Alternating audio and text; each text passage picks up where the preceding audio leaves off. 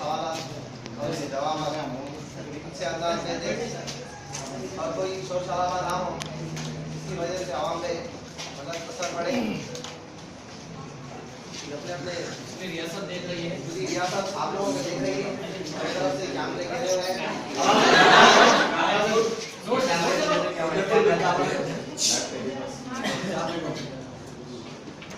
चारों तरफ से आप लोग कैमरे घेरे हुए हैं, पूरी रियासत और रियासत के बाहर वाले भी आप लोगों को देख रहे हैं कि तेलंगाना की आवाम कैसे लोगों को मुंतशिर करके असेंबली में भेजी गई। तो लिहाजा तमाम अरकान असेंबली से दरख्वास्त की जाती है कि अपने सवाल और उनके जवाब अच्छे अंदाज में दें। पहले सवाल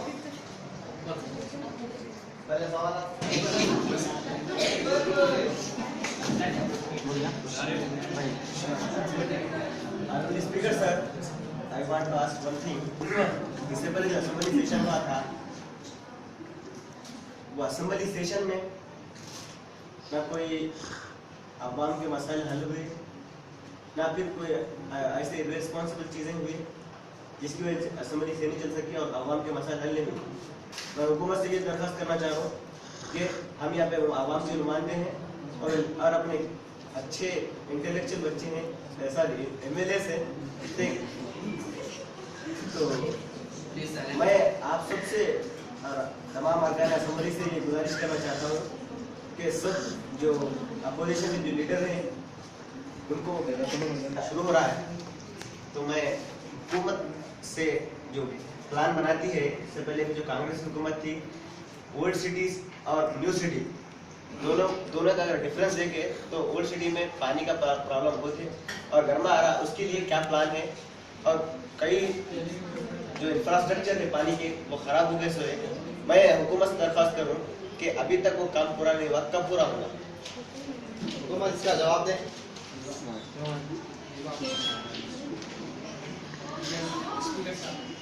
अभी अकबर साहब बोले कि ओल्ड सिटी में पानी की बहुत कमी यानी कि 2 साल से तो पानी नहीं पड़ रहा है। हम कोशिश कर रहे हैं कि मिशन काकतिया बनाए, फिर मिशन भागीरथ बनाए, फिर हरिताराम का प्रोग्राम मुनाफिद करें, क्योंकि आवाम को पानी की सहूलत हो और आवाम को पानी से बहुत ज़्यादा फायदा हो। यानी अब जो फिलहाल अकबर साहब बात करें ओल्ड सिटी की, ये ओल्ड सिटी की बात गलत है, ताकि उनसे मैं ये कहना चाह रहा हूँ कि ओल्ड सिटी की जो बात कर रहे हैं आप पूरे तेलंगाना की बात करो, ये बात मत करो। ओल्ड सिटी सिर्फ ओल्ड सिटी 4 मीनार की बात कर रहे हैं आप, ये बात करना आपका गलत, सरासर गलत है।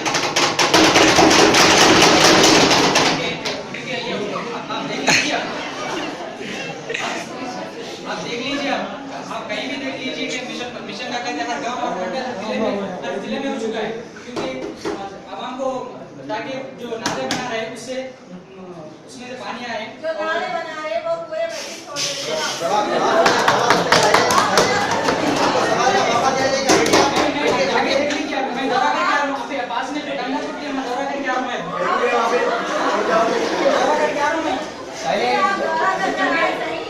आपको सवाल का मौका दिया जाएगा, बढ़िया बढ़िया मौका दिया जाएगा आपको,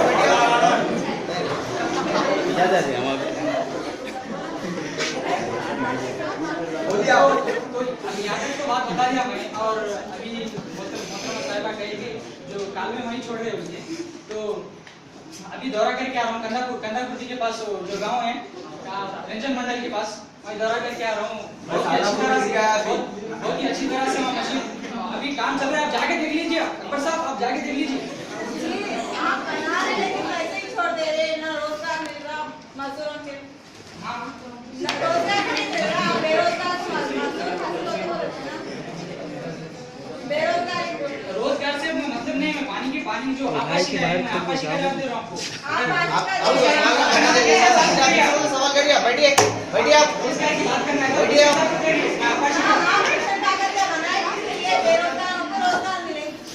पानी की सहूलत बहुत कम हो चुकी थी, क्योंकि पिछले 3 साल से बारिश नहीं हुई थी, उसने मिशन भागीरथ का इंतजाम किया, फिर हरिताराम का इंतजाम किया।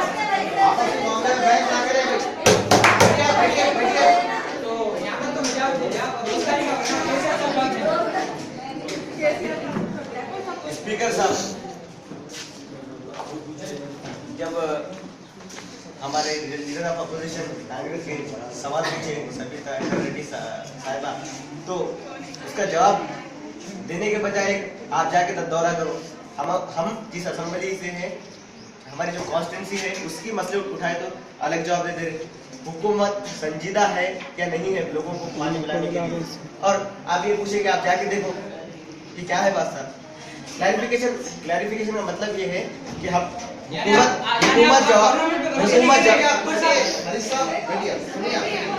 हुकूमत जवाबदार है, हुकूमत क्या काम कर रही है, हमको इख्तियार है कि हम सवाल कर सकते हैं। और सवाल करिए, आप सवाल करिए। सवाल क्या है? और हुकूमत की जिम्मेदारी है उसका रिप्लाई दे। उसके बाद हमको मौका दिया जाता, ये असेंबली का उसूल है कि हमको मौका दिया जाता कि हम क्लैरिफिकेशन के पॉइंट्स पूछे गवर्नमेंट से। हम सवाल कर रहे हैं, गैर जिम्मेदारी एक्यूजेशन लगा रहे अपोजिशन की। मैं तो इस मौके पर जो विंटर जो सेशन हुआ, क्या गवर्नमेंट सीरियस है लोगों के मसाइल हल करने के लिए, ये सवाल पूछे। तो आप MLA से जाके दौरा करके आया मैं अभी, आप जाके देखो। हम नहीं है ना सर रिस्पॉन्सिबल, आप रिस्पॉन्सिबल है सर। आपका जो सवाल है, बैठिए कैसे आपका बैठिए। पहले क्या किए, धीरे काम करो। बारे में बताएं। सही बात है, आपने पानी के बारे में बताया, रोजगार के बारे में पूछ रहे हैं। सवाल कैसा है, जिससे तो सवाल करना उसी सवाल करना। और आपाशी के बारे में जिस तरह बताए थे, दौरा करने के बताए, बहुत से CTR हुकूमत ने आपके सामने पेश की है जो सारे मजदूरों के लिए फायदेमंद है।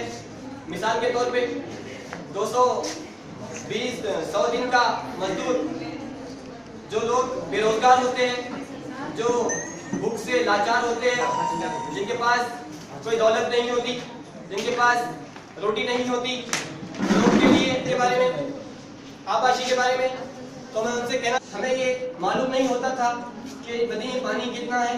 और मेरा ये ख्याल है कि हम आगे ही बढ़ेंगे और आपके जो सवालात हैं, आपकी जो तनकीद है, आपका जो तंज है और आपके जो डाउट है, अगले सीजन में क्लियर करेंगे। दूसरी बात ये, मैं सारे ही असेंबली के मेंबरान से और मुखालिफिन से गुजारिश करता हूँ, जो जिस शख्स का जो जिम्मेदारी है उससे वही सवाल करें। आपाशी का अगर वो जिम्मेदार है तो आपाशी का ही सवाल करें, उनसे रोजगार के सवाल ना करें। లెక్చరర్ను అపాయింట్మెంట్ చేసుకుంటా అని చెప్పినారు. ఇప్పుడు దాకా 3 సంవత్సరం అయిపోయింది తెలంగాణ వచ్చినప్పటి నుంచి, ఒక లెక్చరర్ కూడా అపాయింట్మెంట్ కాలేదు. డిపార్ట్మెంట్ ఏం చెప్తున్నారు, ఈ తెలంగాణ వచ్చినప్పటి నుంచి ఒక మాట చెప్పింది, నేను 1 సంవత్సరంలో అపాయింట్మెంట్ చేసుకుంటా వీళ్ళకి. ఎడ్యుకేషన్ డిపార్ట్మెంట్ ఏం చేస్తున్నది, మళ్ళా ఒక ముఖ్యం మాట చెప్తున్నా, ఒక స్కూల్లో మిడ్ డే మీల్స్ ఉంటుంది కదా, దొడ్డు బియ్యం ఇస్తున్నారు. తెలంగాణ గవర్నమెంట్ వచ్చినప్పటి నుంచి ఒక దొడ్డు బియ్యం, అన్నం కూడా సరిగ్గా లేదు. గుడ్లు ఇస్తున్నాయి 2-3 ఒక డేకి, ఇప్పుడైతే గుడ్లు కూడా వస్తలేవు. వీళ్ళు మొత్తం మింగేస్తున్నారు. వచ్చినప్పుడు గవర్నమెంట్ ఒక్క ఖాదీ వేసుకుంటున్నారు, తిరుగుతున్నారు.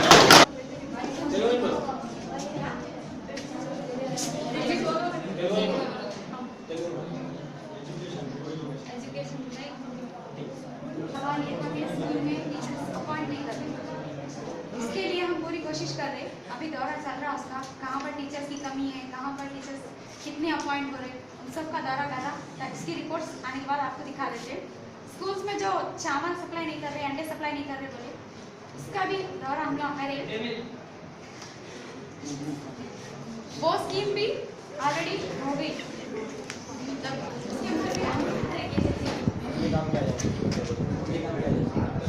उसके ऊपर भी हम काम किया जाएगा। మీరు మాట ఒకటి చెప్తారు, పని ఒకటి చేస్తారు.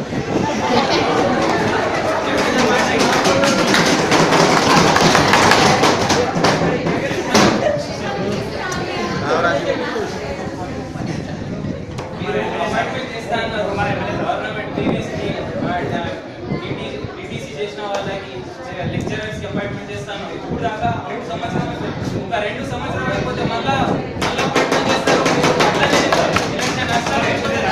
हमारे एमएलए साहब बस तेलुगु समझ में नहीं आ रही, आप ट्रांसलेशन करिए।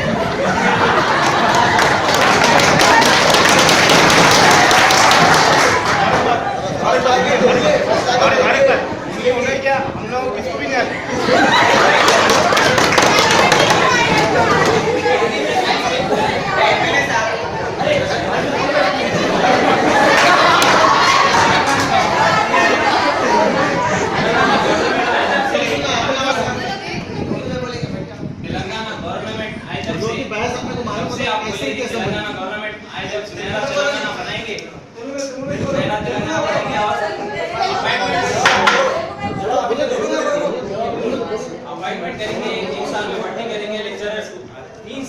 2 साल हो जाते और इलेक्शन आते और अपॉइंटमेंट करेंगे कोई स्कीम चलाते क्या बोल के बोल समझ में आया? हम पूरी कोशिश कर रहे हैं इसके लिए। अब जो भी होगा आगे देखेंगे। हाँ?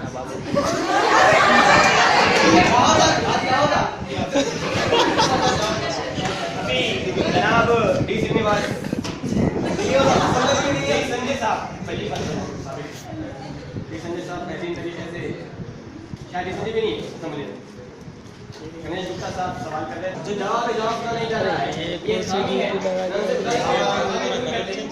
और जवाब इस तरह बताने थे हमने सारी मसाइल हल किए हैं और लेक्चरर की जो कॉन्ट्रैक्ट बेस पे जो लेक्चरर है सवाल किए तो मोहतरम और आवाम को एक बेहतरीन पता करने के लिए किया जाएगा।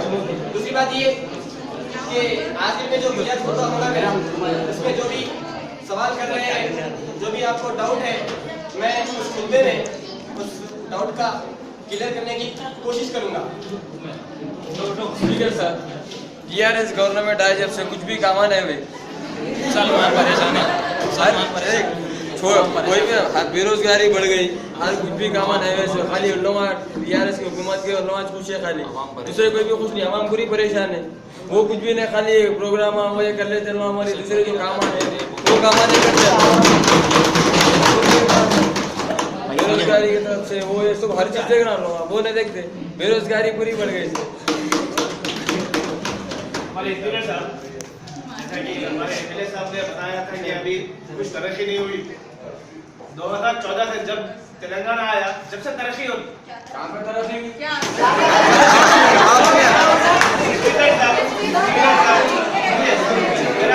खाली आप लोगों की बात खाली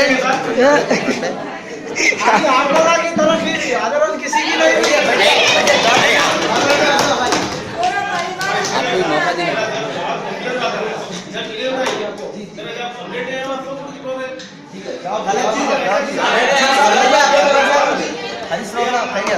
परिवार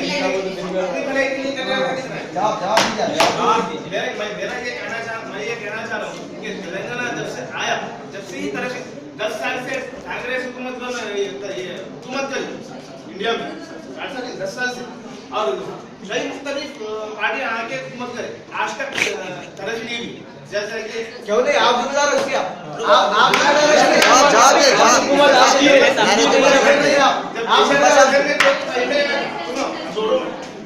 सर कि जैसा कांग्रेस हुकूमत में ये जैसा कि अपाहिज और रंगे जोड़े जो है ना और जो बेवा है उनको वजीफा दिया जा रहा था कांग्रेस हुकूमत में 60 रुपए दिया जा रहा था और जो रंगे जोड़े है ना उन लोगों को 200 रुपए दिया जा रहा था और जब आसानी है ये लाचार है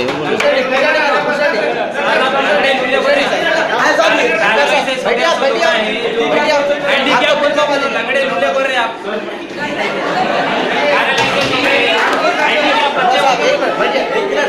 एमएलए कौन बना दिए सब हैंडीकैप बच्चे है वो लोग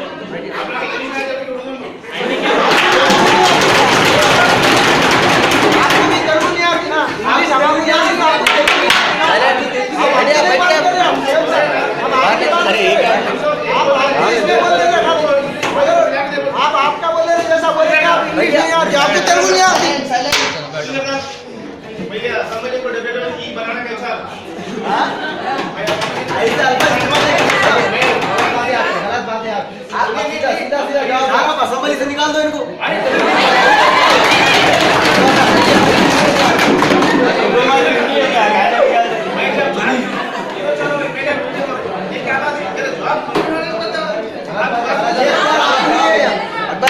भैया बैठिए आप बैठे हुए हैं आप इख्तियार बैठिए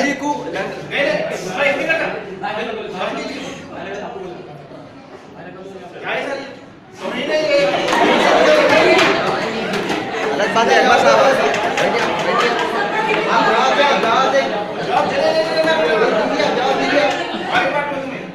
जो शादी मुबारक है ना उसको 51,000 रुपए दिया जा रहा है आज घर कांग्रेस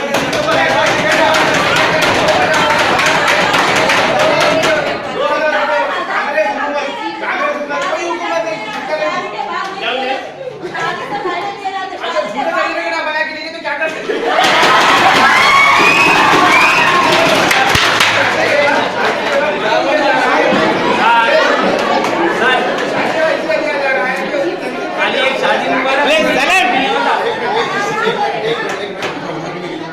लोग आगे ज्यादा आवाज करें, जो लोग हमारी सुनना है, ये लोगों की अच्छी बहस करी। तीन फसल उगाता था, आज एक भी फसल नहीं उगा रहा। जैसे अंकापुर गांव है, अंकापुर में देखो कार भी बैन कर दिए। तेलंगाना गवर्नमेंट आई जब क्या बोले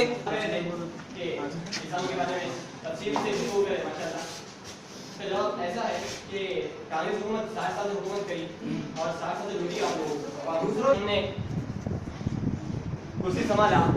सारे किसान जो हमारे लिए ग़िज़ा फराहम करते हैं उनको सारे खर्चे माफ कर दिए। ये हुकूमत का एक कामयाब सिलसिला है और आगे भी ऐसे ही करेंगे कि जो लोग किसान Do not every person. I am not asking my party. Every person that is here, respectable person, sir. Don't try to say irresponsible words, sir. And again, I want to say, kindly, sir, kindly learn how to treat your friends. Kindly, sir, how to treat your friends well and good, sir. और मैं ये आपसे पूछना चाह रहा हूँ कि इतने सीमात आप लाए, क्या अमेरिका बन गया क्या, सर? तेलंगाना बन गया, आंध्रा में जैसा था अभी भी वैसा जैसा अमेरिका बन गया क्या? सिर्फ आप इसको इतने पैसे दे दिए उनको, वो नहीं होता साहब। आप अमल क्या करें वो बोलिए साहब। और दूसरी बात, इनके जो एमएलएस को किस तरह बात करनी चाहिए वो भी नहीं मालूम साहब। और डायरेक्ट हम पे हमला कर रहे हैं और क्या बोल रहे हैं, क्या आप लोग खामोश बैठो। आप एक साहब यहाँ पे असेंबली में हर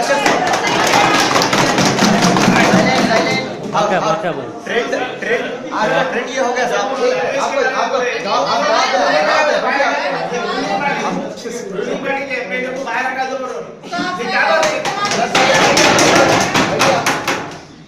आपका सवाल क्या है? आपका सवाल रूलिंग पार्टी सुप्रीम नहीं है साहब।